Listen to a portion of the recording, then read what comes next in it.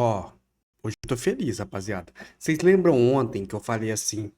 Ontem era um vídeo sobre um livro lá da Hailey, a esposa do Ryan 3000, e eu falei assim, pô, eu vou fazer uma promessa pra vocês, até domingo eu vou terminar o livro. Então, não terminei ainda, mas ontem eu mostrei a página que eu tava.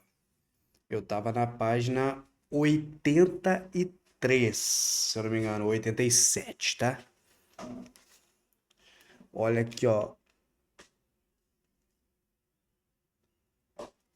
Hoje eu estou na 189. Falta só isso aqui de livro, ó.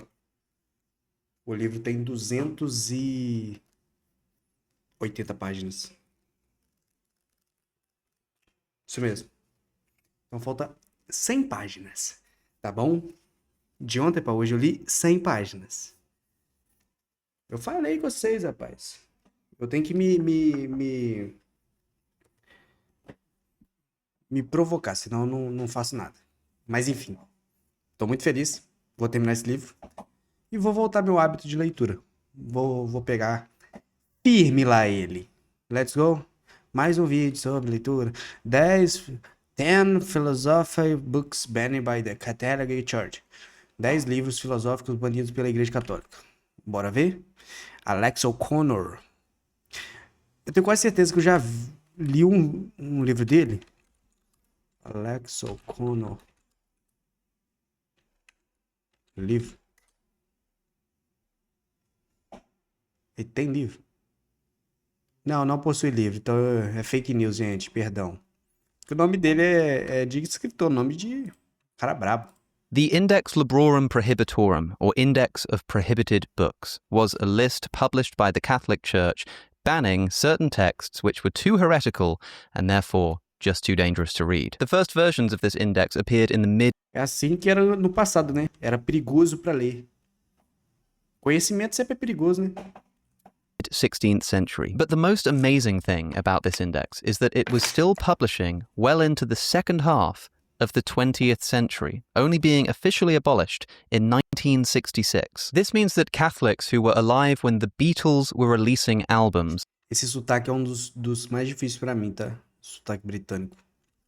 were still officially prohibited from reading from what was now a list of thousands of banned texts. And of course, ladies and gentlemen, if you want a recommended reading list containing the greats of philosophy, of history, of fiction, look no further than the Index Librorum Prohibitorum. Up first is Meditations on First Philosophy by René Descartes. Descartes is considered by many to be the founder of Western philosophy. And the reason for this is that he began to notice something strange about his beliefs. There were all kinds of things that Descartes believed about the world. He believed that he had hands, for example, or that chairs existed, or that the sky was blue. But he began to realize that, at least in principle, he could be mistaken about a great number of these things. For example, the belief that he has hands. Well, he's got good evidence that he's got hands. He can see his hands, but how does he know that his sense data is accurate? How does he know that the external world exists at all? It certainly Então, appears. o René Descartes que tem aquela frase lá, né? Penso, logo existo, isso. René Descartes. Cogito ergo sum. Não, não é isso não. To, but what if he's mistaken? In the modern world, you often hear people hypothesize that we live in a simulation, and this essentially captures the same thought. It might seem as though we're living in a real world of real objects, but what if it's all an illusion? Tava vendo um vídeo de fofoca maromba, gente. What if you're just a brain in a vat somewhere and you're being prodded or fed electrical signals to give you the illusion of living in the real world? Now, to be clear, Descartes didn't think that this was the case. He didn't think the world was an illusion, but he realized he had no way to prove that it wasn't. He believed that the world was real, but how could he know that? Well, to find out, Descartes took everything that he could even possibly doubt and treated it as if it was false. And the question is, what are we left with? It's false that I have a body, it's false that the sky is blue, it's false that the earth exists. Is there anything that I'm just not capable of doubting? Famously, for Descartes, there was one such example, something which it was impossible for him to doubt. And that's that he exists in some form. Why? Well, because doubting is a kind of thinking.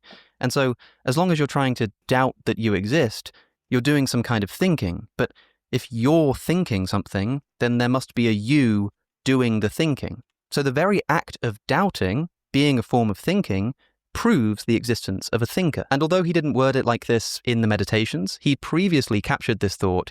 Então, resumindo, a prova da existência é porque eu penso. Então, se eu tô pensando, eu existo. Porque eu tô pensando em existir Tá ligado? É filosofia, meu.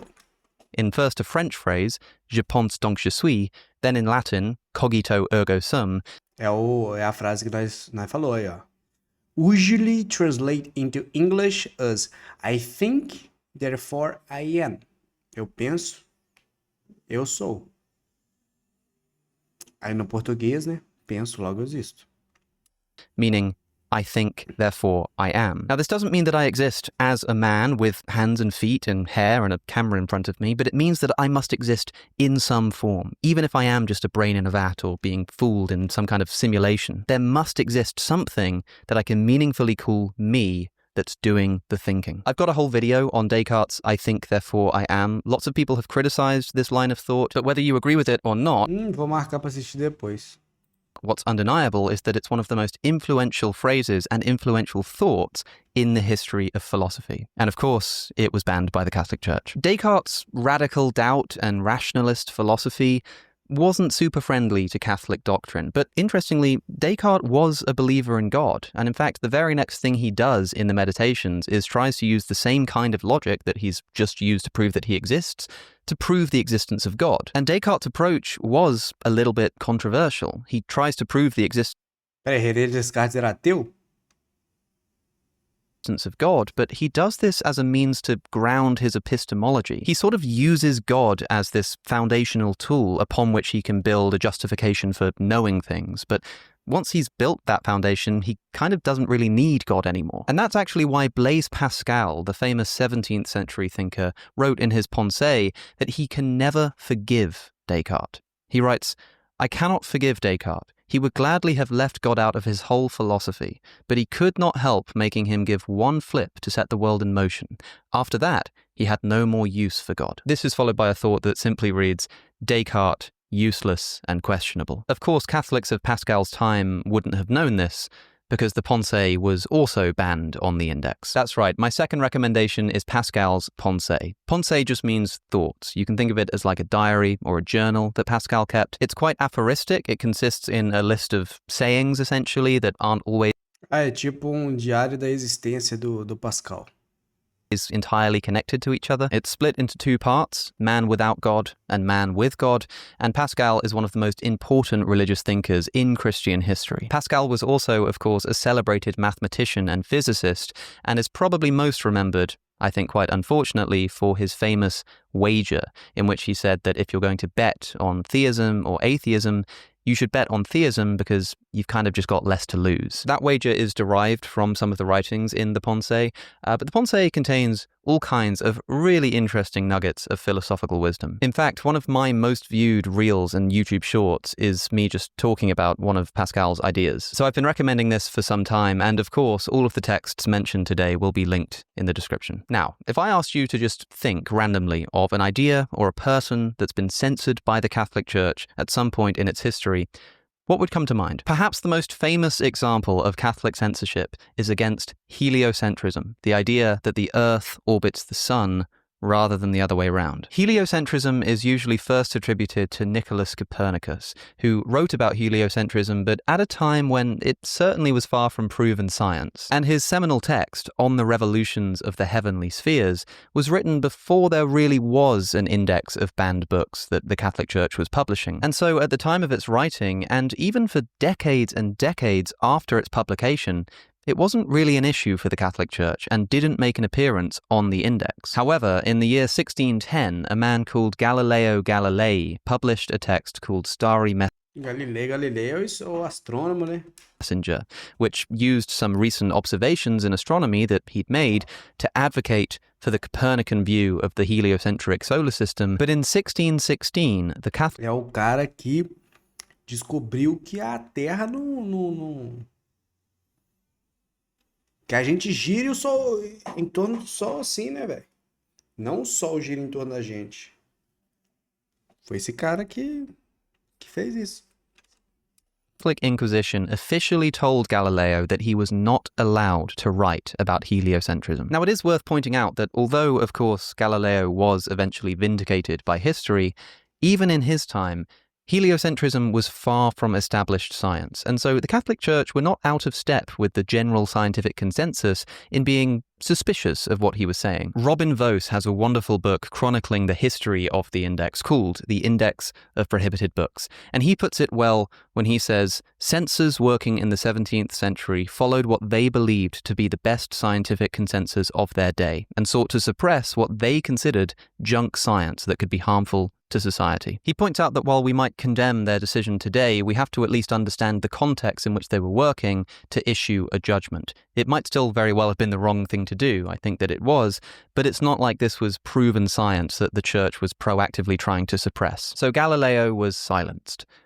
At least for a decade or so. In 1632, his former friend had been elected as the new pope, Pope Urban VIII, and although he had been warned not to write about heliocentrism, he had spoken to the pope, his former friend, and seemed to be under the impression that as long as he wrote about it in a hypothetical manner, it wouldn't be a problem. This led to Galileo publishing his Dialogue Concerning the Two Chief World Systems, which consisted of a dialogue between different characters who were discussing and debating the structure of the solar system. And although this was a dialogue, some of the characters seemed to be a bit more intelligent than some of the others. In fact, the main character defending heliocentrism, Salviati, which shares an etymological root with saved or salvation, would debate against a character called Simplicio. So the next year, the Catholics officially condemned Galileo and sentenced him to house arrest for the remainder of his life, saying in the sentence, "The proposition that the sun is the center of the world and does not move from its place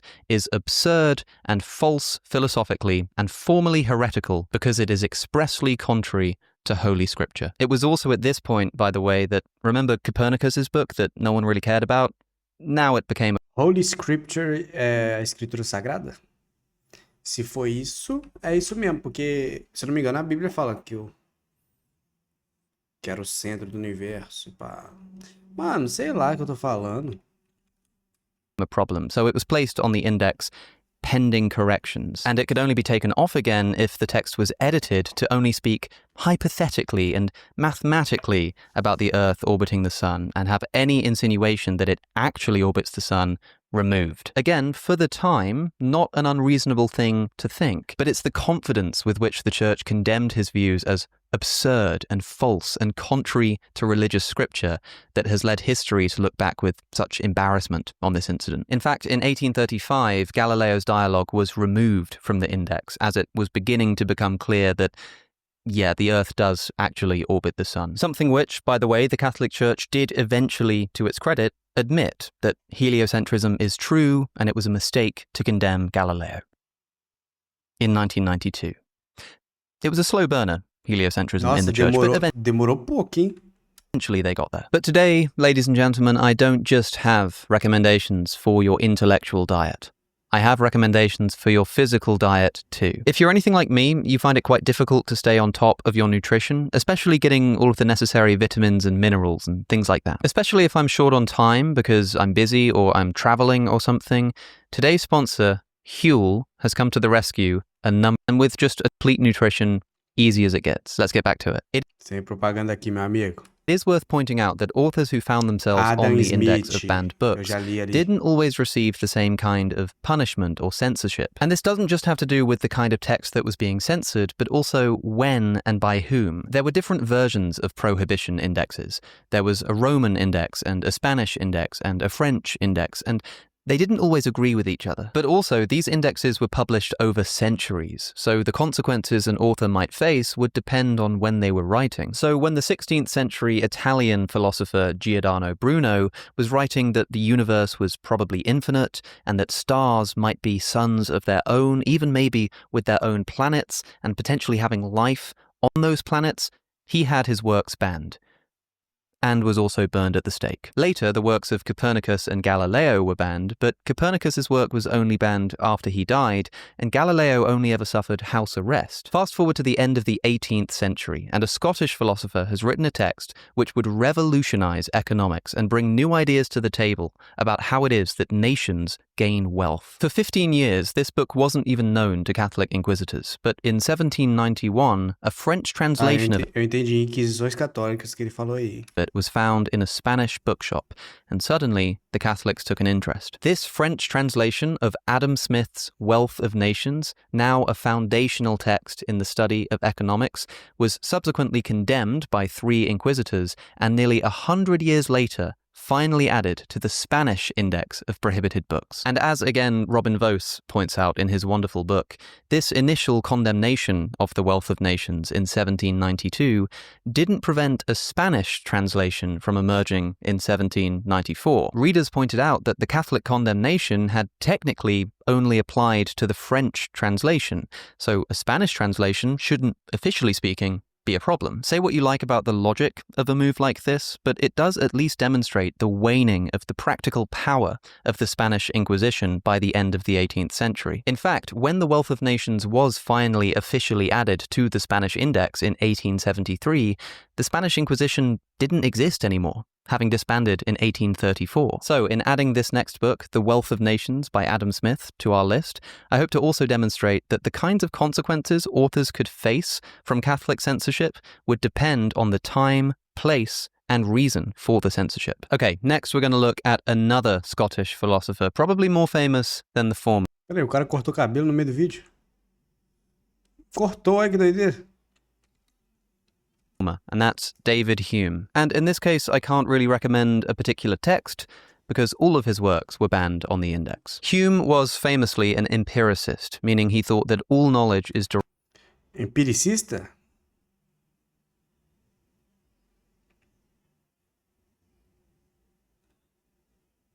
derived from observations of the natural world, that knowledge can't come from anywhere else. I made a whole video about Hume's empiricism. Actually, it's about ChatGPT and how that relates to his empiricism, but I explain it there, so take a look if you're interested. But Hume's empiricism led him to some unusual conclusions. Most famous, perhaps, is his so-called problem of induction. Induction is a kind of reasoning that we employ every single day.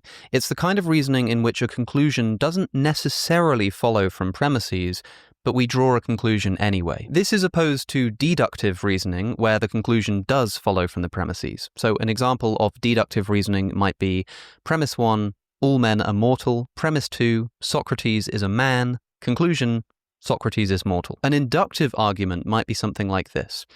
How do you know that the sun will rise tomorrow, that day will follow the night?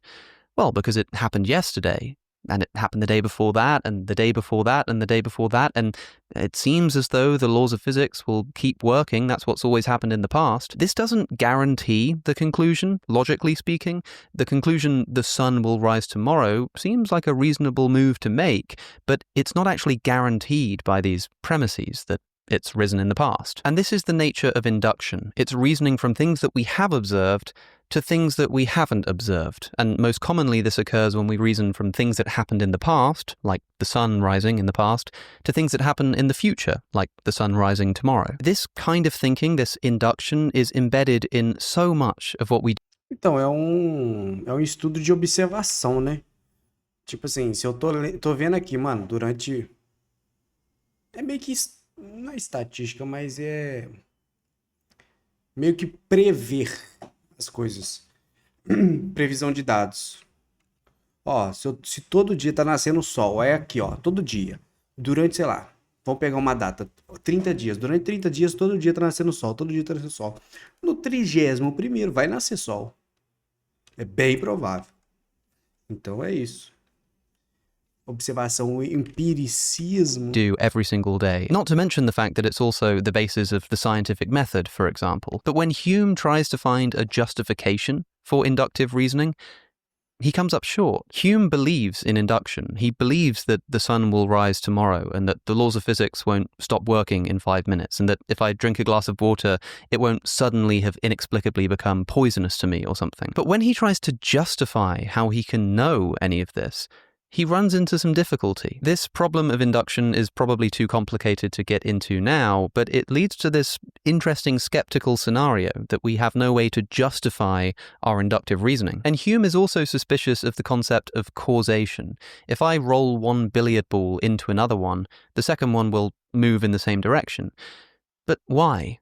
Well, it seems like the first ball causes the second ball to move.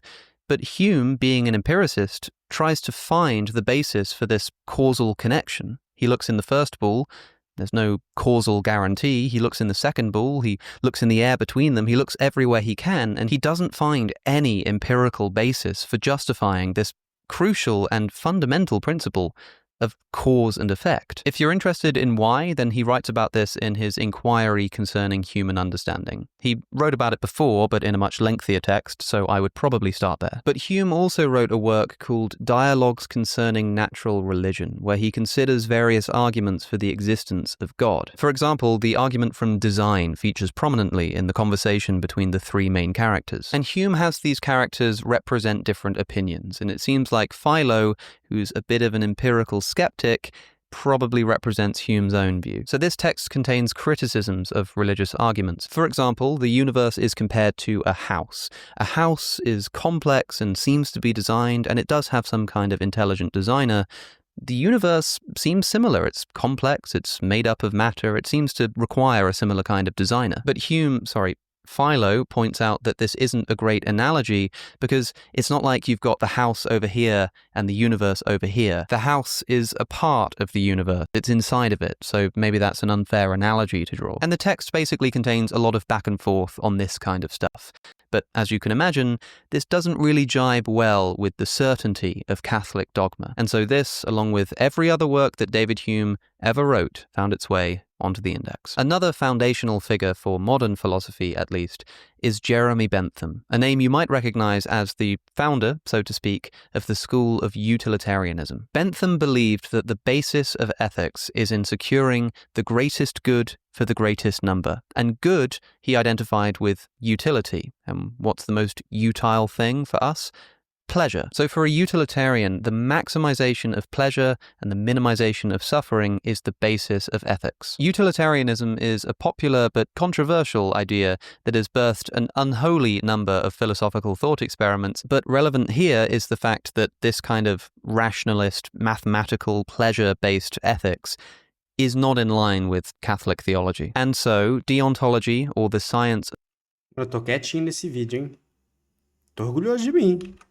of morality, written in 1834, found its way 1 year later onto the index. Interestingly, John Stuart Mill, often thought of as a kind of successor to Bentham, updating utilitarianism and defending it against some of its critics, does find his way onto the list, but it's not his work on utilitarianism or his perhaps more famous On Liberty. Instead, it's his Principles of Political Economy and that work alone which found its way onto the index. So something of an honourable mention. Next up, we need to talk about political power. If there's one thing that the Catholic Church cared about most during the height of its inquisitorial scheming, it's power. Someone else who was thinking a lot about power in the 17th century was the political philosopher Thomas Hobbes. Hobbes lived through the English Civil War, a bloody battle between the Royalists, who supported the rule of King Charles I, and the Parliamentarians, who opposed it and whose most famous advocate was Oliver Cromwell. Hobbes himself was a Royalist, and fearing for his safety, in 1640 he fled to Paris. While he was there, King Charles I was executed by the Parliamentarians. And this horrified Hobbes, not just because he was a royalist, but because of the anarchy that this represented. The idea that if you just decide, I don't like that leader anymore, and somebody else disagrees, this can lead to bloody civil